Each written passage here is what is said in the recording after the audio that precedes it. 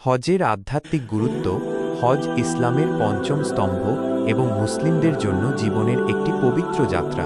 এটি শুধু একটি ধর্মীয় আনুষ্ঠানিকতা নয়, বরং আল্লাহর সান্নিধ্য লাভের একটি আধ্যাত্মিক পথ।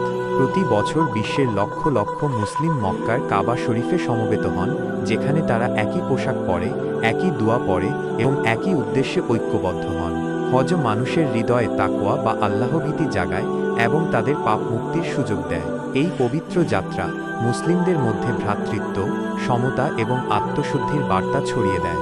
হজের প্রতিটি ধাপ, যেমন এহরাম, তাওয়াফ, আরাফা, একটি গভীর আধ্যাত্মিক অর্থ বহন করে।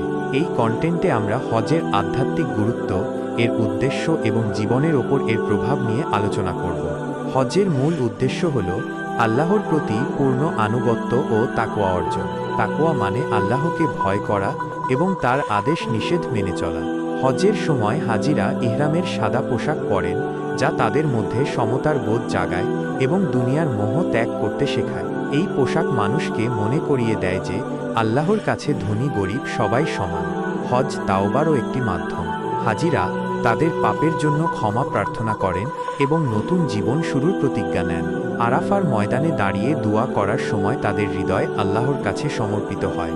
এই মুহূর্তে তারা তাদের ভুলগুলো স্বীকার করে এবং ক্ষমা চান। ধৈর্য হজের আরেকটি গুরুত্বপূর্ণ শিক্ষা। হজের সময় ভিড়, গরম, দীর্ঘ হাঁটা এবং শারীরিক ক্লান্তি সত্ত্বেও হাজিরা ধৈর্য ধরে ইবাদত করেন। এই ধৈর্য তাদের জীবনে সংযম ও সহনশীলতার গুণ জাগায়। হজে তাদের শেখায় কিভাবে কঠিন পরিস্থিতিতেও আল্লাহর ওপর ভরসা রাখতে হয়। তাকওয়া, তাওবা এবং ধৈর্যের এই তিনটি গুণ হজকে একটি আধ্যাত্মিক সফরে রূপান্তরিত করে, যা হৃদয় ও আত্মাকে শুদ্ধ করে। কুরআন ও হাদিসে হজের গুরুত্ব অত্যন্ত স্পষ্টভাবে বর্ণিত হয়েছে। আল্লাহ তাআলা সূরা আল ইমরানের ৯৭ নম্বর আয়াতে বলেন, যে ব্যক্তি সামর্থ্য থাকা সত্ত্বেও হজ করতে সক্ষম, তার জন্য আল্লাহর ঘরের তীর্থযাত্রা করা ফরজ। এই আয়াতে হজের বাধ্যতামূলক দিকটি তুলে ধরা হয়েছে। সূরা হজ্জের ২৭ নম্বর আয়াতে আল্লাহ হযরত ইব্রাহিম আকে মানুষকে হজ্জের জন্য আহ্বান করতে বলেছেন, যা এর ঐতিহাসিক ও আধ্যাত্মিক গুরুত্ব প্রকাশ করে।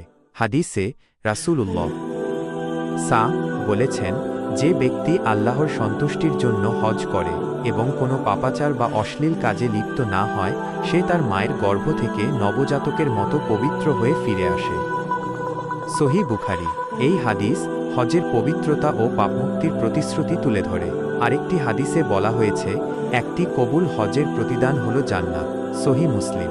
এই বাণী হজের আধ্যাত্মিক পুরস্কারের কথা বলে। কুরআন ও হাদিসের এই উদ্ধৃতিগুলো হজের গুরুত্ব এবং এর মাধ্যমে আল্লাহর নৈকট্য লাভের সম্ভাবনাকে জোরালোভাবে প্রকাশ করে।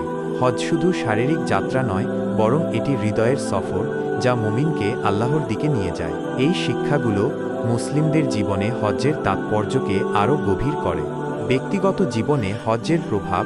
২০০ শব্দ। হজ একজন মুসলিমের ব্যক্তিগত জীবনে গভীর প্রভাব ফেলে। যারা হজ পালন করেন তারা প্রায়ই বলেন যে এই অভিজ্ঞতা তাদের জীবনকে বদলে দিয়েছে। হজ্জের সময় হাজিরা দুনিয়ার সব মোহ ত্যাগ করে আল্লাহর প্রতি সম্পূর্ণ নির্ভরশীল হন। এই প্রক্রিয়া তাদের হৃদয়ে বিনয় ও কৃতজ্ঞতার জন্ম দেয়। হজ মানুষকে তাদের ভুল ও দুর্বলতার প্রতি সচেতন করে। আরাফার দিনে দাঁড়িয়ে দোয়া করার সময় অনেকে অতীতের ভুলের জন্য কাঁদেন এবং নতুন করে জীবন শুরু করার প্রতিজ্ঞা নেন। হজের পর অনেকে তাদের জীবনে ইতিবাচক পরিবর্তন লক্ষ্য করেন, যেমন নিয়মিত নামাজ পড়া, দানশীলতা বৃদ্ধি এবং অন্যদের প্রতি সহানুভূতি। এছাড়া হজ মানুষের মধ্যে ঐক্য ও ভ্রাতৃত্বের বোধ জাগায়। বিভিন্ন দেশ, ভাষা ও সংস্কৃতির মানুষ একত্রে ইবাদত করার অভিজ্ঞতা তাদের বিশ্বব্যাপী মুসলিম উম্মাহর অংশ হিসেবে গর্বিত করে। এই অভিজ্ঞতা তাদের জীবনে স্থায়ী প্রভাব ফেলে এবং তাদের আরও ভালো মানুষ হতে উৎসাহিত করে। হজ শুধু একটি ধর্মীয় ফরজ নয়, এটি একটি আধ্যাত্মিক সফর যা মানুষের জীবনকে বদলে দেয়। তাকওয়া, তাওবা ও ধৈর্যের মাধ্যমে হজ মুমিনকে আল্লাহর কাছে নিয়ে যায় এবং তাদের হৃদয়কে শুদ্ধ করে। এই যাত্রা জীবনকে আরও অর্থপূর্ণ ও পবিত্র করে তোলে।